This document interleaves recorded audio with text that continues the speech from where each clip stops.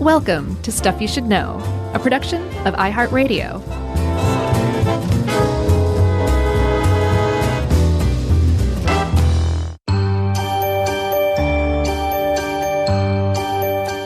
Hey, and welcome to the Spooktacular, the spookiest spooktacular of the spooktaculars of all time. Tacular, this is Stuff You Should Know, the Spooktacular. The, as tradition dictates, ad-free Spooktacular. It's in our contract. It is. We fight for it, everyone. Do not put ads and ruin our bad readings of Halloween stories. That's right, which we try very hard to select from the increasingly small pantheon of public domain horror short fiction. I found a few this year, so I got a couple in my hip pocket. Oh, good. I'm glad. And I got to say, nice work. I think both of these that we dug up are really, really good stories. Agreed. M.R. James and H.L. Mencken, right? I thought it was Mr. James. No, that's what he likes. Call me Mr. James. But you're a doctor. So what? Yeah, the one I picked this year is Lost Hearts by M.R. James, and I'm pretty psyched about this one because it is good. Agreed. It's a corker. You can figure it out, but it's still it's entertaining. How about that? It's entertaining. It's fun. There are a couple of spooky dates in this. Did you notice that? We'll talk about that. I didn't know. I can't wait to hear it. And I don't think we need a content warning. It's spooky, but with kids, there's always a chance if you have kids, they may not want to listen. It's not over the top because it was written in the 19th century. Right, yeah. And being written in the 19th century, we should probably point out there's a couple of touchy, semi-racist terms that we'll explain. Yeah, should we go ahead and say now? Sure, go ahead. Yeah, we did a podcast on the Roma people and took great pains to tell people that using the word gypsy is no longer something you should do. Or saying gypped off, which is something that I learned while doing that podcast.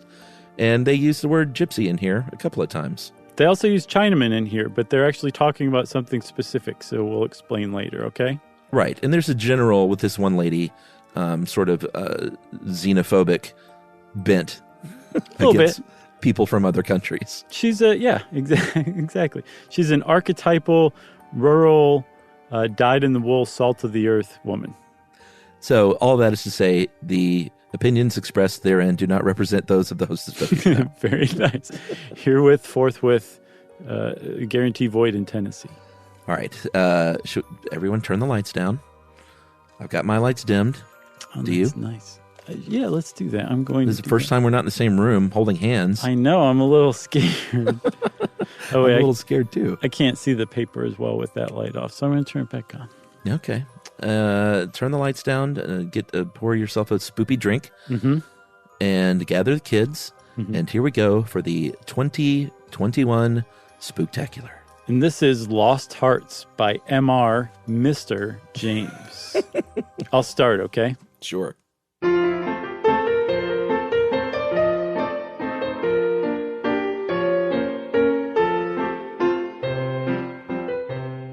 It was, as far as I can ascertain, in September of the year 1811. Is that a spooky date, Chuck? Well, it's coming. Okay. That a post-chaise, I think that's a kind of coach, drew up before the door of Aswarby Hall in the heart of Lincolnshire. The little boy who jumped out as soon as it had stopped looked about him with the keenest curiosity during the short interval that elapsed between the ringing of the bell and the opening of the hall door. He saw a tall, square, red brick house built in the reign of Anne.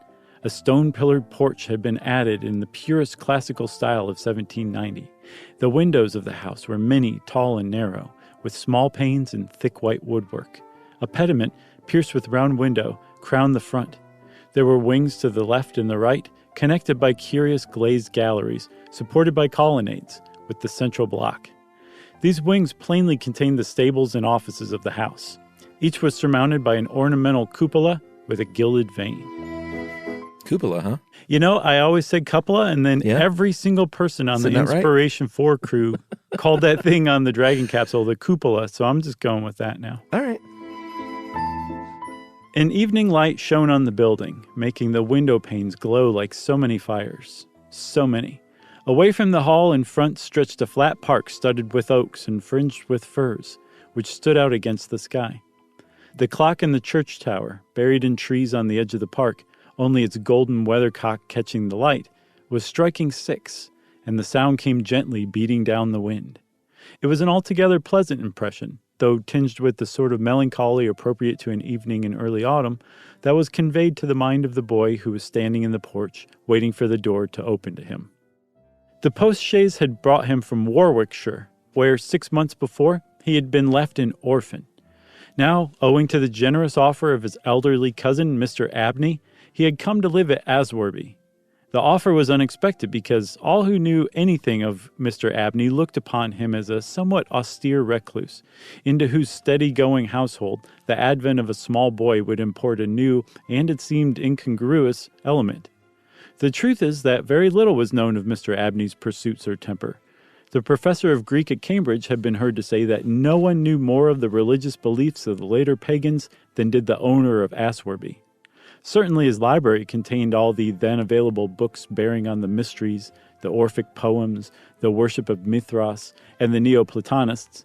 In the marble-paved hall stood a fine figure of Mithras slaying a bull, which had been imported from the Levant at great expense by the owner. He had contributed a description of it to the Gentleman's Magazine. I think not that kind of Gentleman's Magazine. Right. And he had written a remarkable series of articles in the Critical Museum on the superstitions of the Romans of the Lower Empire. It was published in Hustler. Dear Penthouse, let me tell you about my Mithras slaying a bull statue.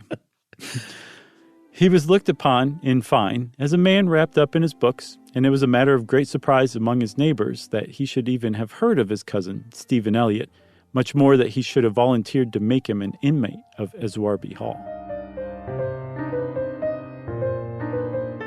All right, so this orphan boy has showed up at this house to live with his relative, who seems like a decent guy, if a little dark. Yeah, but it was a surprise because he was like, wrapped up in his books, a bachelor, not really interested in having a kid around.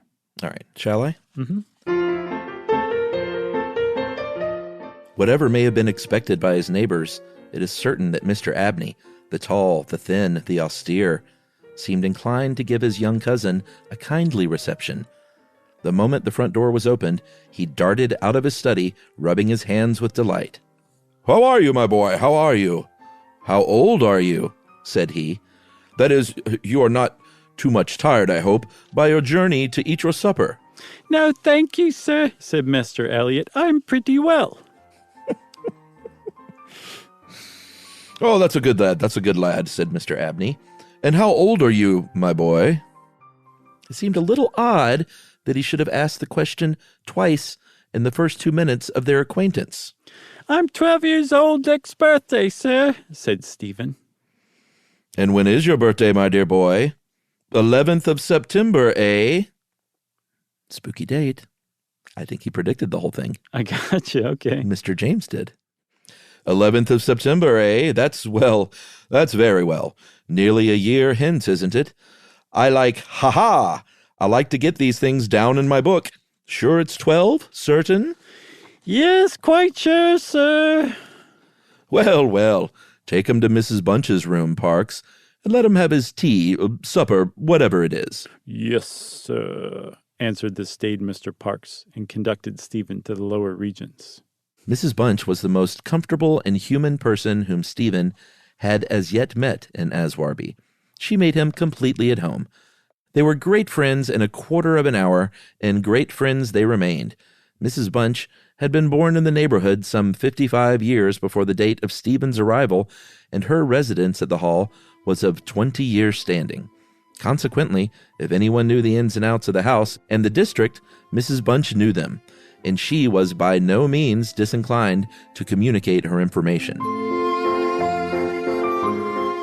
So we got a nice lady that lives there who knows everything that's going on. Very nice person. Seemingly nice. Aside from the xenophobia, very nice. That's right.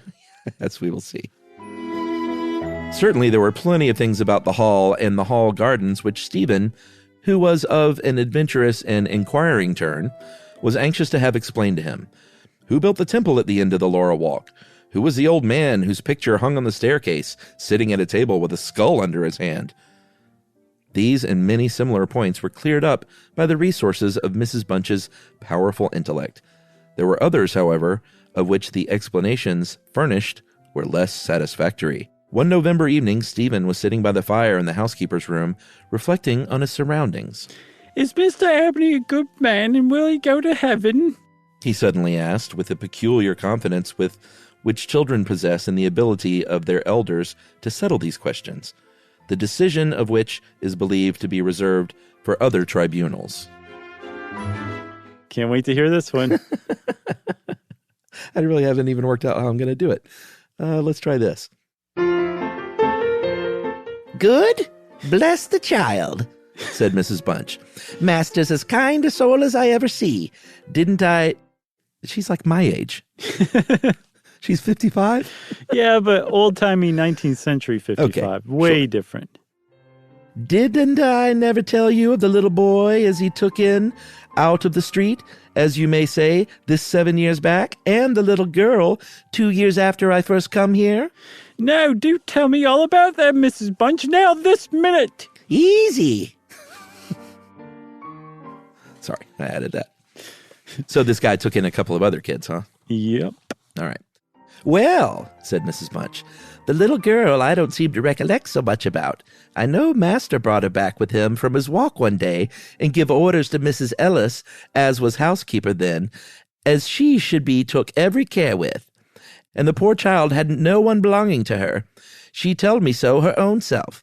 And here she lived with us a matter of 3 weeks it might be, and then, whether she were somethink of a gypsy at her blood or what not, but one morning, she out of her bed, afore any of us had opened an eye, and neither track nor yet trace of her have I set eyes on since. Master was wonderful put about, and had all the ponds dragged, but it's my belief she was had away by them gypsies. For there was singing round the house for as much as an hour the night she went, and Parks, he declares he heard them a-calling in the woods all that afternoon. Dear, dear, a hard child. Is that odd?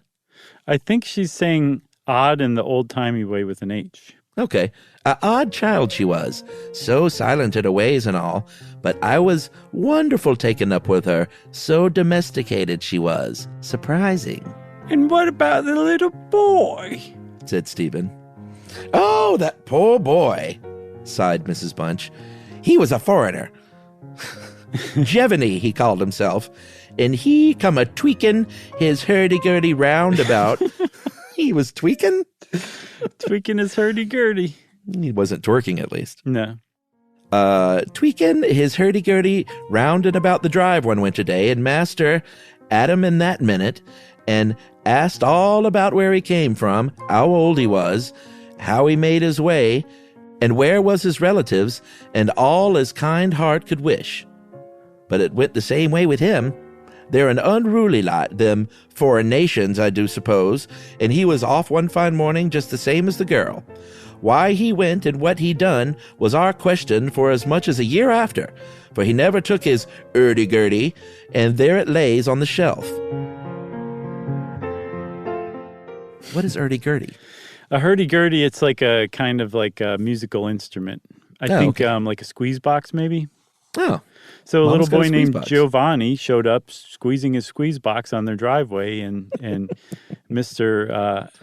Abney, it is Abney, right? I think so.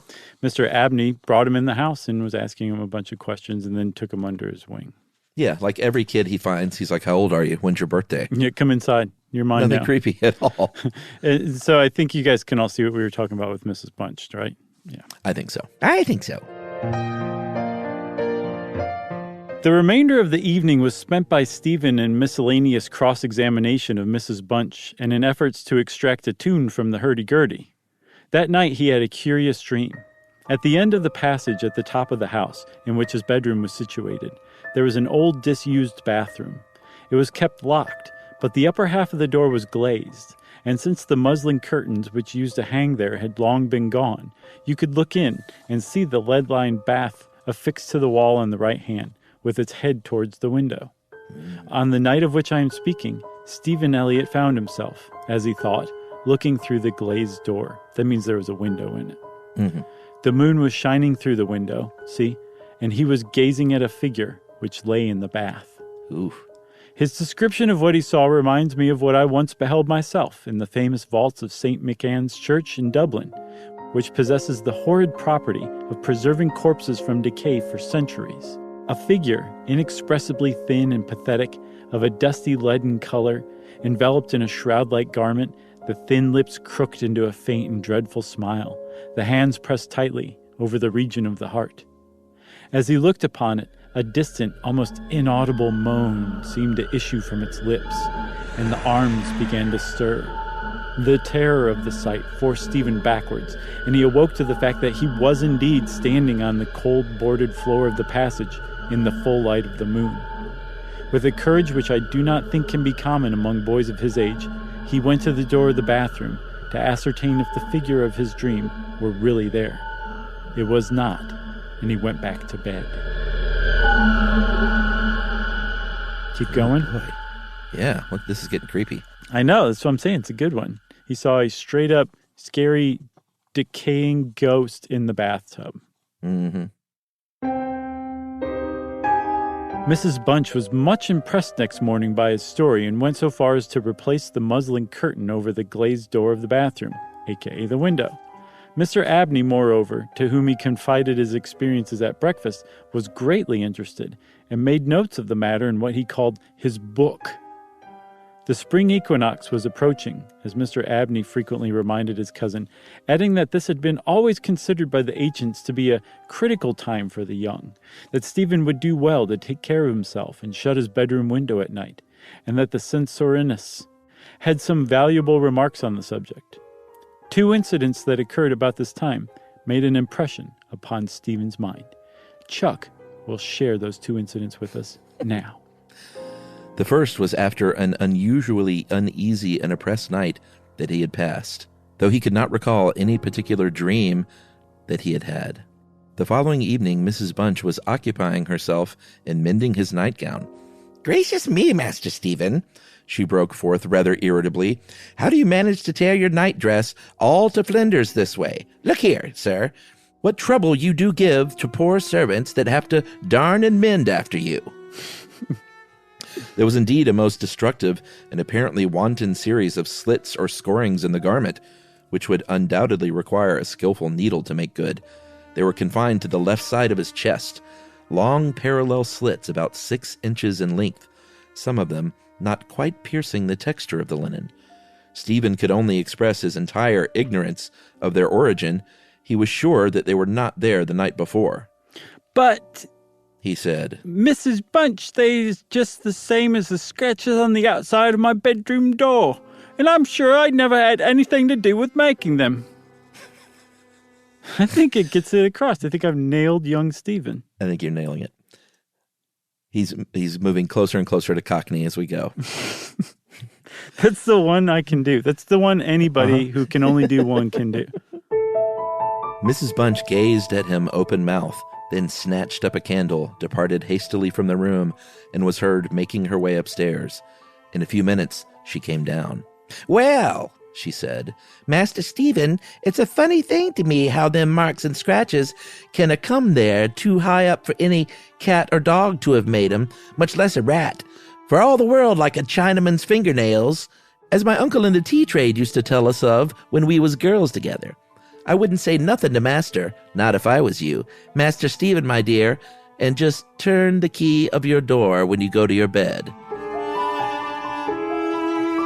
So I should probably say, like, I was like, what is this daft old middle-aged Racist woman talking about? And it turns out she's referring to, apparently there was a trend among the nobility and the courtesans of China at this time in the early 19th century, I think before, of wearing their fingernails very long and pointy. Oh, okay. So she's saying these scratches look kind of like claw marks, and she kind of likened it to something that had long and pointy fingernails like that. So, Okay. not that that excuses everything, but, you know, I gotcha. there's a little background to it. I think we all learned something here. Mrs. Bunch is not totally out of her mind. All right, so she yells at Stephen to go to bed, and He says, I always do, Mrs. Bunch, as soon as I've said my prayers. Oh, that's a good child. Always say your prayers, and then no one can't hurt you. Herewith, Mrs. Bunch addressed herself to mending the injured nightgown, with intervals of meditation until bedtime. Interesting. Mm-hmm. This was on a Friday night in March 1812. On the following evening, the usual duet of Stephen and Mrs. Bunch was augmented by the sudden arrival of Mr. Parks, the butler, who, as a rule, kept himself rather to himself in the pantry.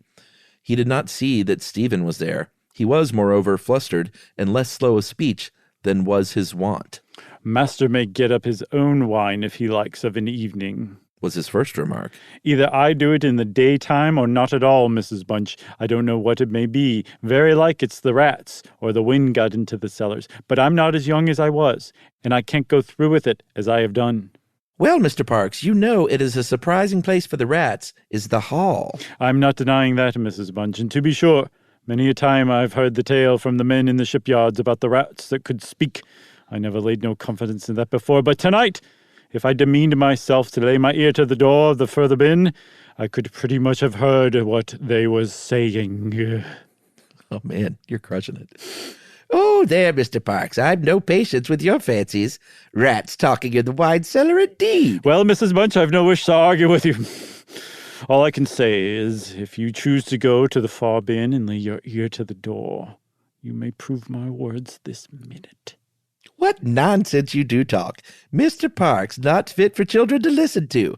Why, you'll be frightening Master Stephen there out of his wits. What, Master Stephen? Said Parks, awakening to the consciousness of the boy's presence. Master Stephen knows well enough that I'm playing a joke with you, Mrs. Bunch. In fact, Stephen knew too well to suppose that Mr. Parks had in the first instance intended a joke. He was interested, not altogether pleasantly, in the situation, but all his questions were unsuccessful in inducing the butler to give any more detailed account of his experiences in the wine cellar. And we have now arrived at March 24th, 1812. Spooky? Nope. Okay. It was a day of curious experiences for Stephen, a windy, noisy day, which filled the house and the gardens with a restless impression. As Stephen stood by the fence of the grounds and looked out into the park, he felt as if an endless procession of unseen people were sweeping past him on the wind, borne on restlessly and aimlessly, vainly striving to stop themselves, to catch at something that might arrest their flight and bring them once again into contact with the living world of which they had formed a part. After luncheon that day, Mr. Abney said, "You're Mr. Abney." I'm Abney? Yeah, you are. Remember you asked him what his age was and blah, blah, blah. Oh, that's right. We should probably just leave that in there. Stephen, my boy, do you think you could manage to come to me tonight? I don't know if this is the same accent or It not. sounds like Mrs. Bunch is transforming into Mr. Abney. Do you think you could manage to come to me tonight as late as 11 o'clock in my study?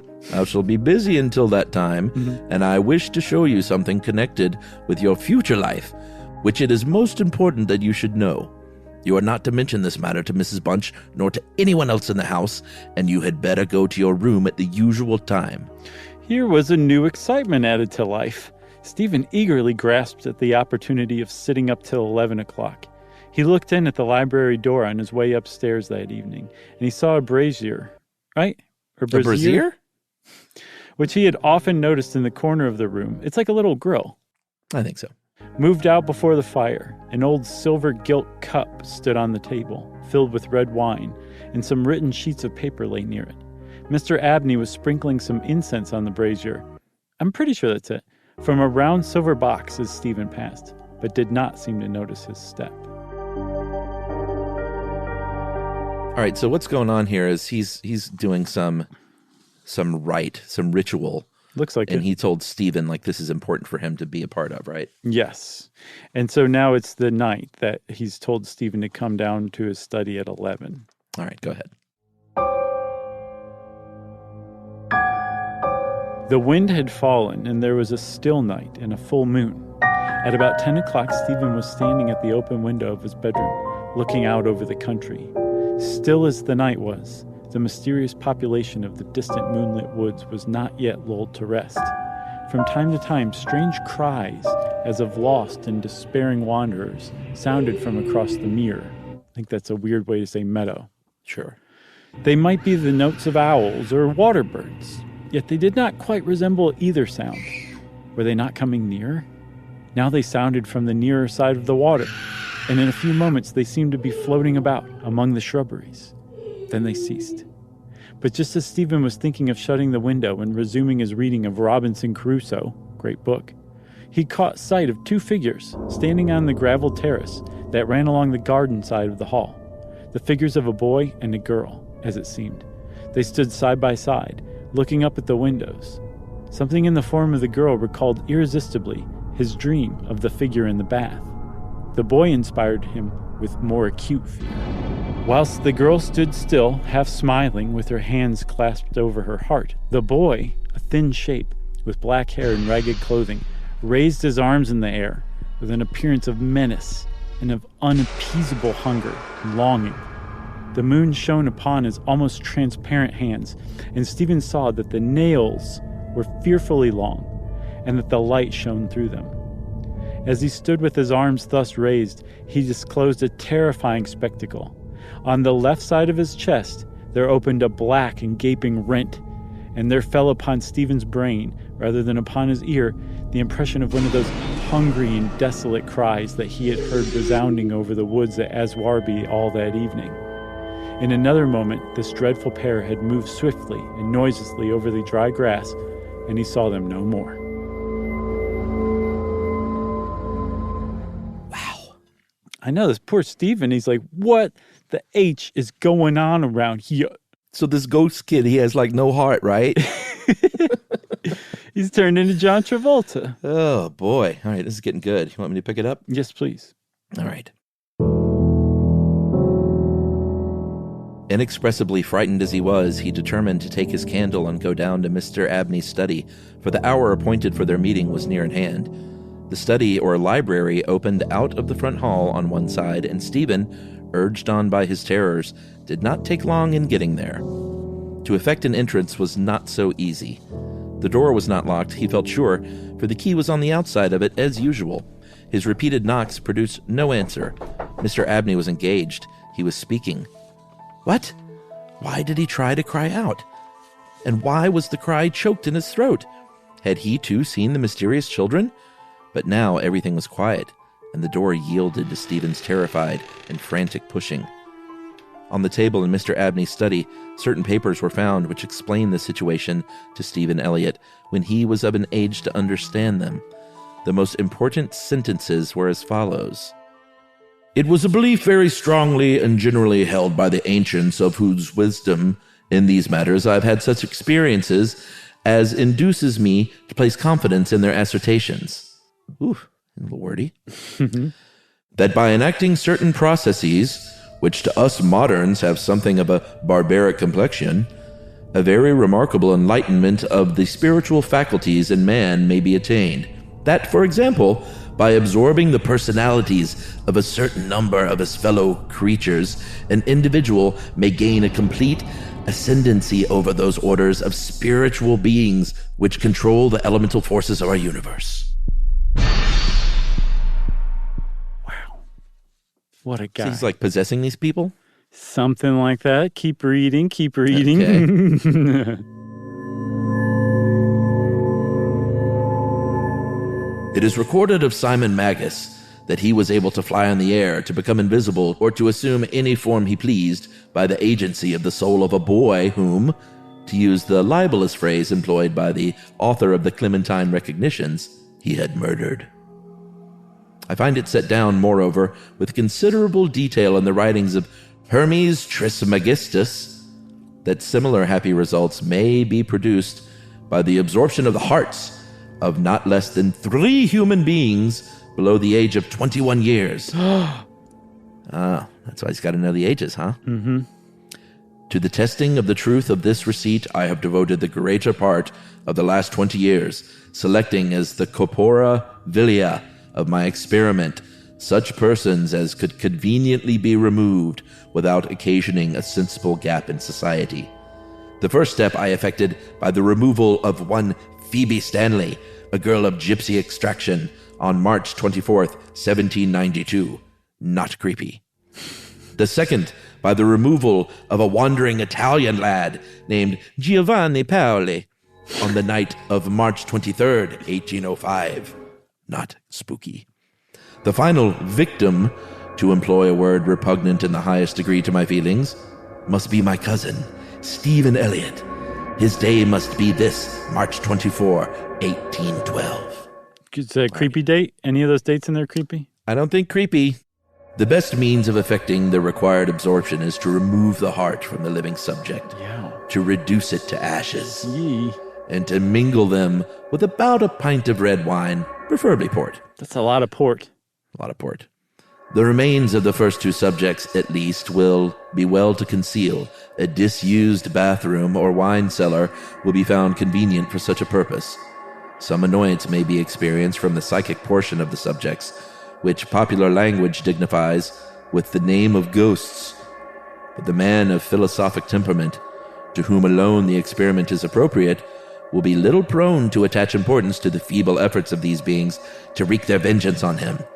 I contemplate with the liveliest satisfaction the enlarged and emancipated existence which the experiment, if successful, will confer on me, not only placing me beyond the reach of human justice, so-called, but eliminating to a great extent the prospect of death itself.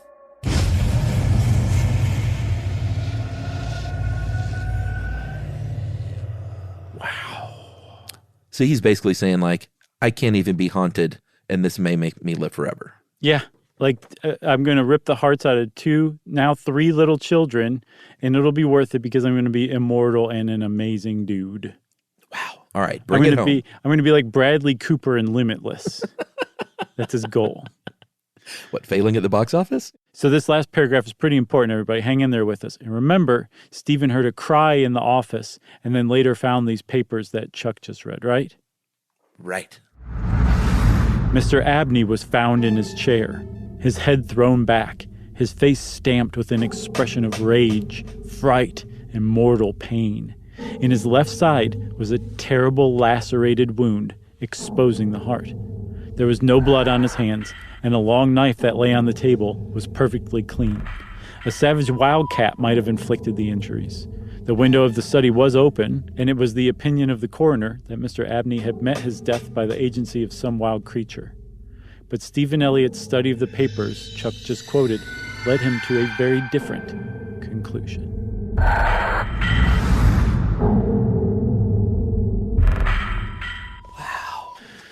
So little Stephen Abney, Cockney boy at large, owes his tookus to the little boy and girl who saved his life.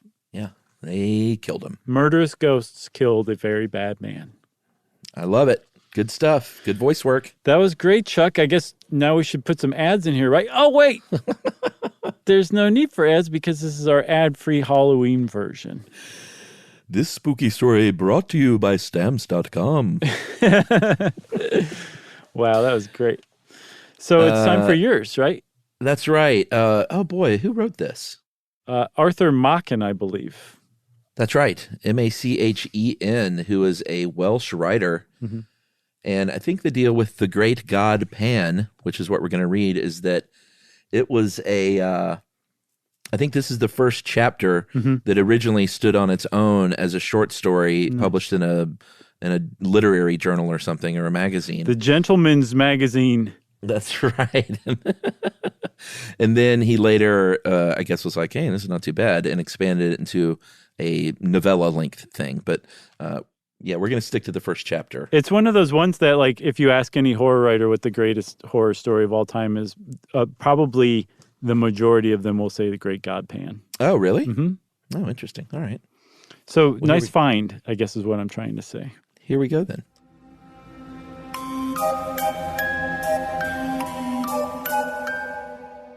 I'm glad you came, Clark. Very glad indeed. I was not sure you could spare the time. Wait a minute. Yeah. That's Abney and the old lady. Yeah, that was a lot. Oh, all right.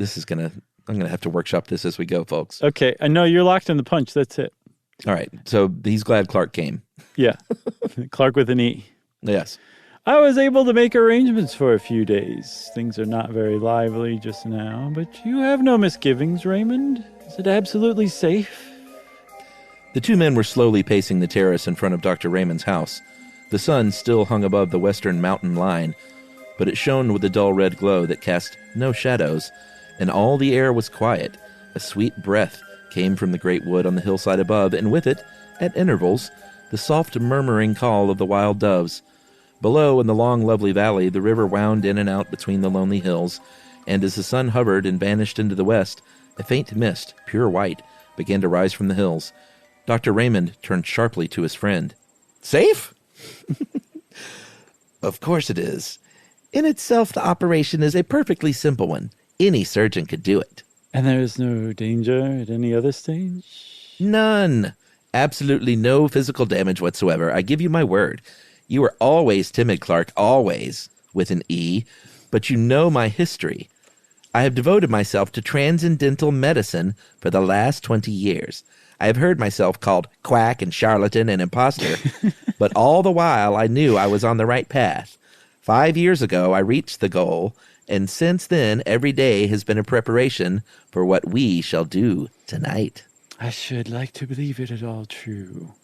Clark knit his brows and looked doubtfully at Dr. Raymond.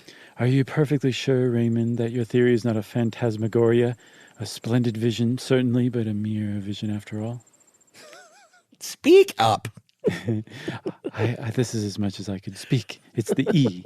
It keeps me quiet. You are weak of chest and breath. And very timid. All right, we made all that up. Here we go. Maybe we should just riff on this whole thing. Dr. Raymond stopped in his walk and turned sharply. He was a middle-aged man, gaunt and thin, of a pale yellow complexion.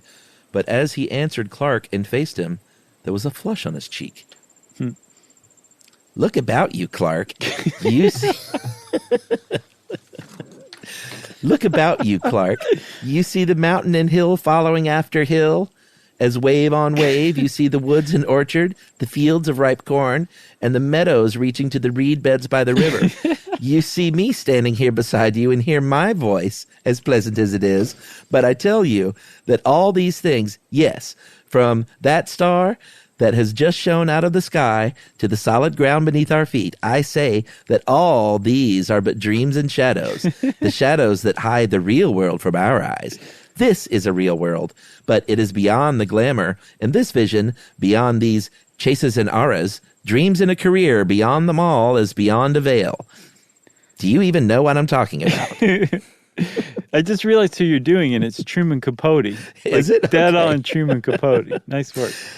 I do not know whether any human being has ever lifted that veil, but I do know, Clark, that you and I shall see it lifted this very night from before another's eyes.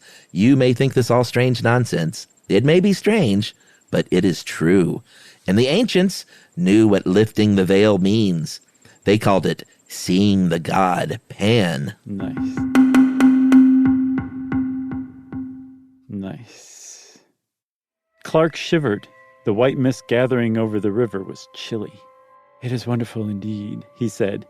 We are standing on the brink of a strange world, Raymond. If what you say is true, I suppose the knife is absolutely necessary? Yes. A slight lesion in the gray matter, that is all. A trifling rearrangement of certain cells, a microscopical alteration that would escape the attention of 99 brain specialists out of 100. I don't want to bother you with shop, Clark. I guess he means shop talk? Yeah, I think so.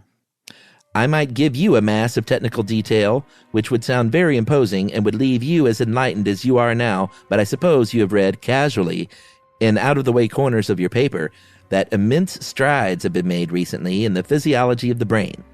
I saw a paragraph the other day about Digby's theory and Brown Faber's discoveries. Theories and discoveries! Where they are standing now, I stood 15 years ago, and I need not tell you that I have not been standing still for the last 15 years. It would be enough if I say that 5 years ago, I made the discovery that I alluded to when I said that 10 years ago, I reached the goal. That's very confusing. I feel like I'm driving people literally away from this. No, with this guy's I voice. think you, it's very alluring in a weird way, so. Okay. After years of labor, after years of toiling and groping in the dark, after days and nights of disappointments and sometimes of despair, in which I used now and then to tremble and grow cold with the thought that perhaps there were others seeking for what I sought at last after so long. A pang of sudden joy thrilled my soul, and I knew the long journey was at an end. Nice. By what seemed then and still seems a chance, the suggestions of a moment's idle thought followed up upon familiar lines and paths that I had tracked 100 times already. The great truth burst upon me, and I saw, mapped out in lines of sight, a whole world, a sphere unknown, continents and islands, and great oceans in which no ship has sailed, to my belief, since a man first lifted up his eyes and beheld the sun, and the stars of heaven, and the quiet earth beneath. Yep, keep going. Oh, good Lord.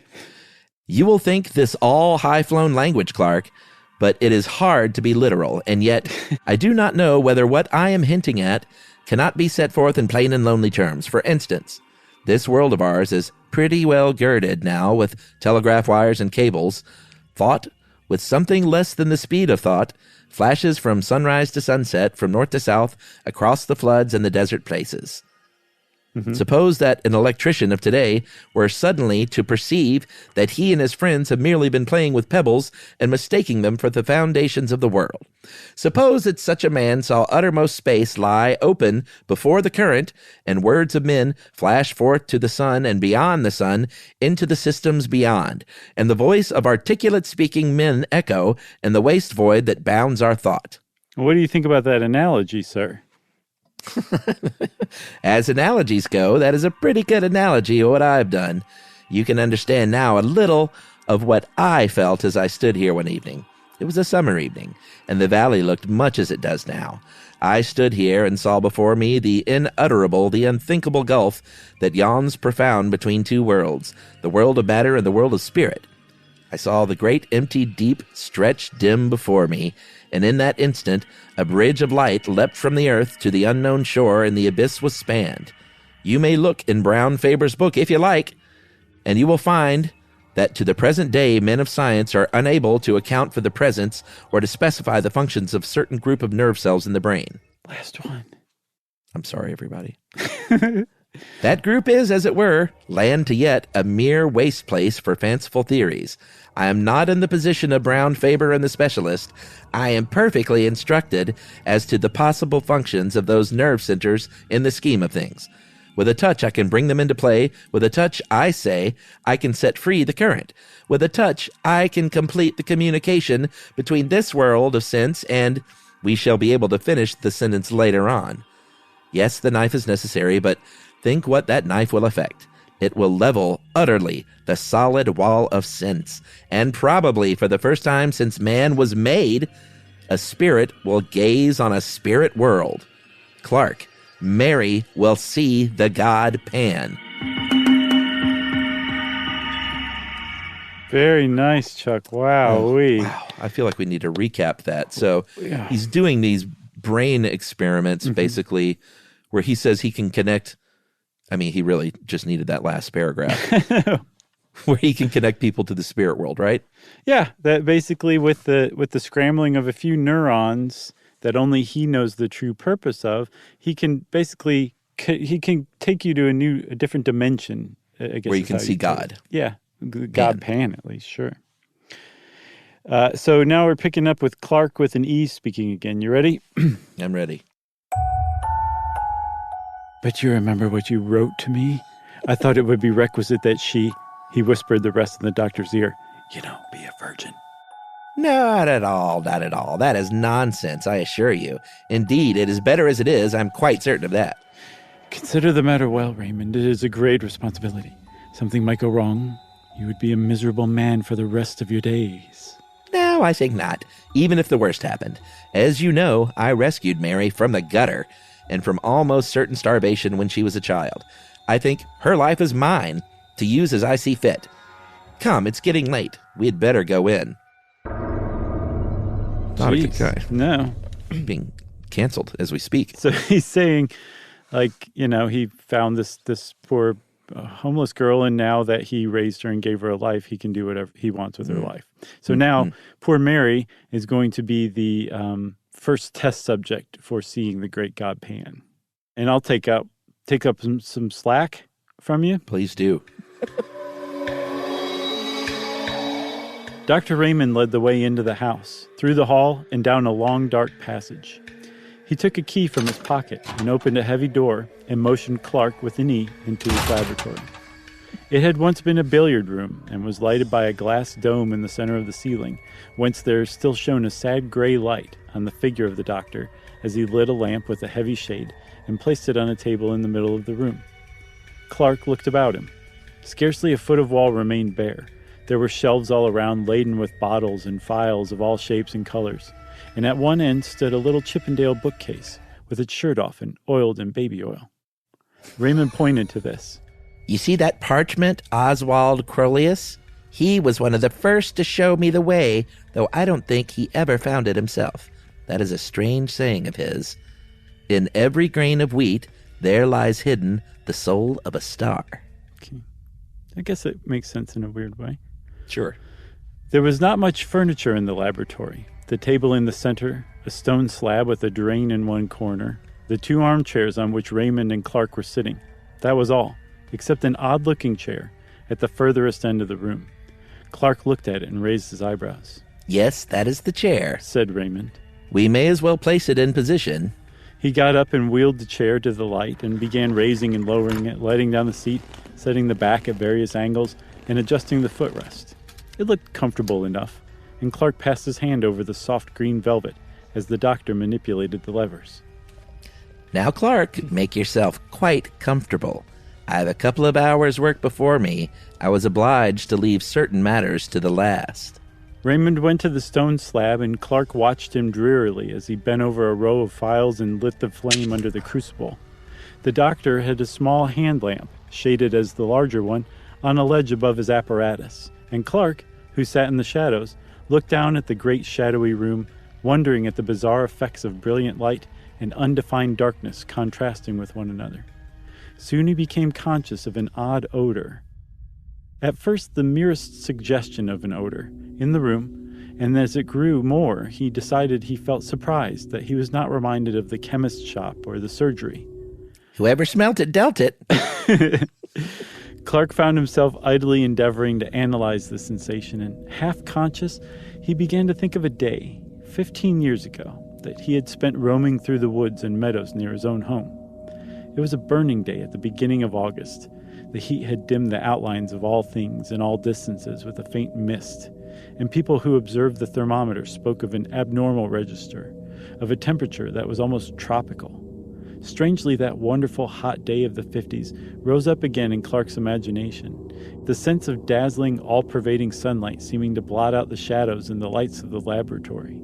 And he felt again the heated air beating in gusts about his face, saw the shimmer rising from the turf, and heard the myriad murmur of the summer. I hope the smell doesn't annoy you, Clark. There's nothing unwholesome about it. It may make you a bit sleepy, that's all. Clark heard the words quite distinctly and knew that Raymond was speaking to him. But for the life of him, he could not rouse himself from his lethargy. He could only think of the lonely walk he had taken 15 years ago. It was his last look at the fields and woods he had known since he was a child, and now it all stood out in brilliant light, as a picture before him. Above all, there came to his nostrils the scent of summer, the smell of flowers mingled, and the odor of the woods, of cool shaded places, deep in the green depths, drawn forth by the sun's heat, and the scent of the good earth, lying as it were with arms stretched forth and smiling lips overpowered all. His fancies made him wander, as he had wandered long ago, from the fields into the wood, tracking a little path between the shining undergrowth of beech trees, and the trickle of water dropping from the limestone rock sounded as clear as a melody in the dream. All right, so he's experiencing Dude is tripping. sleep-induced, drug-induced feel-goods. Yeah, I mean, it sounds like a pretty great picture. Mm-hmm. I'll have what he's having. You want me to keep going? Yeah, keep going. Now it gets a little weird. Thoughts began to go astray and to mingle with other thoughts. The beach alley was transformed to a path between ilex trees, and here and there a vine climbed from bough to bough and sent up waving tendrils and drooped with purple grapes, and the sparse gray-green leaves of a wild olive tree stood out against the dark shadows of the ilex. Clark, in the deep folds of the dream, was conscious that the path from his father's house had led him into an undiscovered country, and he was wondering at the strangeness of it all, when suddenly, in place of the hum and murmur of the summer, an infinite silence seemed to fall on all things, and the wood was hushed. And for a moment in time, he stood face to face there with a presence that was neither man nor beast, neither the living nor the dead, but all things mingled, the form of all things, but devoid of all form. And in that moment, the sacrament of body and soul was dissolved, and a voice seemed to cry, "Let us go hence!" And then the darkness of darkness beyond the stars, the darkness of everlasting. Whoa. So he went deep. He really did. He went hence, is how you'd put it, how the kids would put it. Should I pick up? Yeah. Okay. Is your throat okay? It's fine. When Clark woke up with a start, he saw Raymond pouring a few drops of some oily fluid into a green phial, which he stoppered tightly. "You've been dozing. He said, The journey must have tired you out. It is done now. I'm going to fetch Mary. I'll be back in 10 minutes. Clark lay back in his chair and wondered. It seemed as if he had but passed from one dream into another. He half expected to see the walls of the laboratory melt and disappear, and to awaken London, shuddering at his own sleeping fancies. But at last the door opened and the doctor returned, and behind him came a girl about 17, dressed all in white. She was so beautiful that Clark did not wonder at what the doctor had written to him. She was blushing now over face and neck and arms, but Raymond seemed unmoved. "Mary, the time has come. You are quite free. Are you willing to trust me entirely?" "Yes, dear." "Do you hear that, Clark? You are my witness. Here is the chair, Mary. It is quite easy. Just sit in it and lean back. Are you ready?" "Yes, dear, quite ready. Give me a kiss before you begin." The doctor stooped and kissed her mouth kindly enough. "Now shut your eyes," he said. The girl closed her eyelids as if she were tired and longed for sleep, and Raymond placed the green phial to her nostrils. Her face grew white, whiter than her dress. She struggled faintly, and then with a feeling of submission strong within her, crossed her arms upon her breast as a little child about to say her prayers. The bright light of the lamp fell full upon her, and Clark watched changes fleeting over her face as the changes of the hills when the summer clouds float across the sun. And then she lay all white and still, and the doctor turned up one of her eyelids. She was quite unconscious. Raymond pressed hard on one of the levers, and the chair instantly sank back. Clark saw him cutting away a circle, like a tonsure, from her hair, and the lamp was moved nearer. Raymond took a small, glittering instrument from a little case, and Clark turned away shudderingly. When he looked again, the doctor was binding up the wound he had made. Clark is so timid. "She will wake in 5 minutes. Raymond was still perfectly cool. "There is nothing more to be done. We can only wait." The minutes passed slowly. They could hear a slow, heavy ticking. There was an old clock in the passage. Clark felt sick and faint. His knees shook beneath him. He could hardly stand. And suddenly, as they watched, they heard a long-drawn sigh. And suddenly did the color that had vanished return to the girl's cheeks, and suddenly her eyes opened.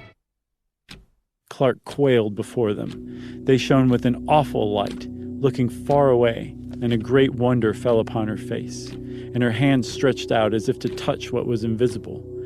But in an instant the wonder faded, and gave place to the most awful terror. The muscles of her face were hideously convulsed. She shook from head to foot. The soul seemed struggling and shuddering within the house of flesh. It was a horrible sight, and Clark rushed forward, and she fell shrieking to the floor.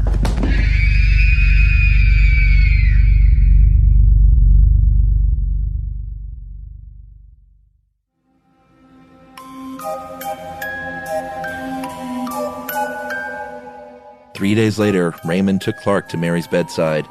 She was lying wide awake, rolling her head from side to side and grinning vacantly. Yes, the doctor said, still quite cool. It is a great pity. She is a hopeless idiot. However, it could not be helped, and after all, she has seen the great god, Pan.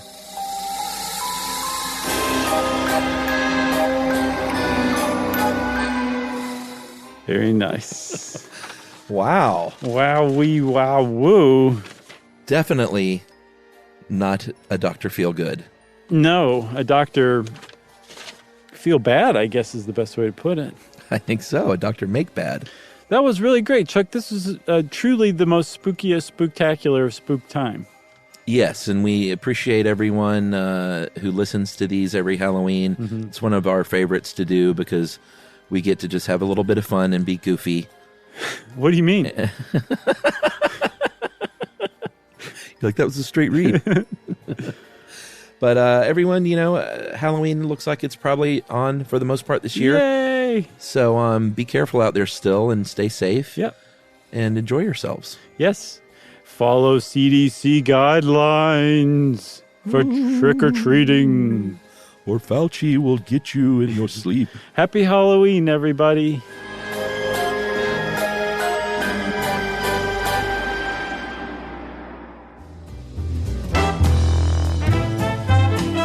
Stuff You Should Know is a production of iHeartRadio.